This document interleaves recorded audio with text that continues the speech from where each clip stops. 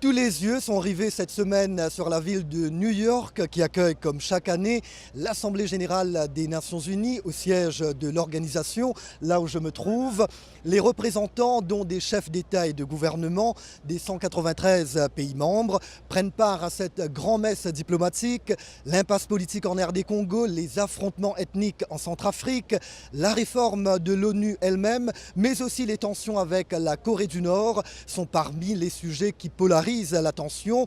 Une première pour le secrétaire général de l'ONU, Antonio Guterres, et le président américain Donald Trump, qui ont tous les deux pris leurs fonctions cette année. Alors évidemment, hier dans son discours, le locataire de la Maison-Blanche a lancé un sévère avertissement aux dirigeants nord-coréens Kim Jong-un. Les États-Unis ont une grande force et une grande patience.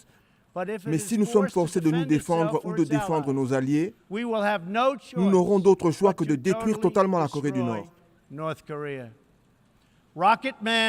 L'homme missile est en mission suicide pour lui-même et pour son régime. Donald Trump qui n'y est pas allé de main morte. Pour faire le point sur ce sujet et d'autres, j'ai avec moi Jean-Victor Colleux. Jean-Victor qui a été porte-parole de l'Assemblée générale de l'ONU en 2009. Jean-Victor, qu'avez-vous retenu de ce discours de Donald Trump ?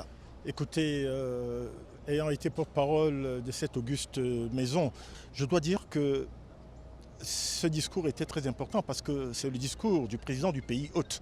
Il y avait aussi deux autres discours de personnalités qui s'exprimaient pour la première fois en leur qualité à l'Assemblée générale, le secrétaire général Guterres et le président Macron par exemple.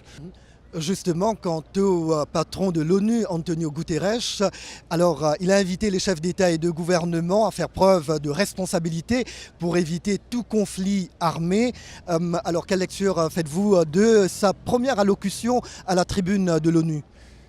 Écoutez, l'ONU est pour la paix et l'ONU va faire tout ce qu'il faut, n'est-ce pas, pour qu'il y ait, comme l'a dit le secrétaire général, une organisation encore plus efficace dans le maintien de la paix et surtout dans la prévention de la paix.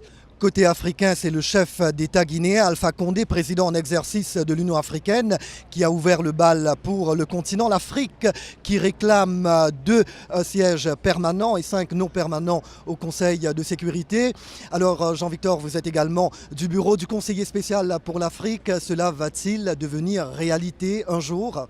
Il faut l'espérer. Je dois dire que c'est l'occasion ici de rappeler que la réforme de l'ONU dont nous parlons tant ne se limite pas au secrétariat ou aux organes principaux. Il y a une réforme très importante qui est discutée, qui est celle effectivement de la réforme du Conseil de sécurité, qui est l'un des organes principaux avec l'Assemblée générale et d'autres organes. Ces chefs d'État africains vont certainement rappeler la légitimité de la position africaine, qui est celle de 2 sièges. Et donc ce consensus veut simplement dire une chose. L'Afrique est l'essentiel du travail du Conseil de sécurité. L'Afrique voudrait être à la table, non pas seulement pour être à la réception des décisions, mais aussi pour participer à la conversation et pour être en réalité le leader dans ce qui est notre futur, notre avenir, et être aussi bien à la cuisine qu'à la salle à manger. Voilà Jean-Victor, en marge de cette Assemblée générale, de multiples réunions ici se déroulent, des réunions à thème, alors comme par exemple l'esclavage moderne, le climat. Donc des réunions qui se déroulent ici même au siège de l'ONU, mais aussi dans de grands hôtels à New York. Jacques Aristide, VOA Afrique, New York.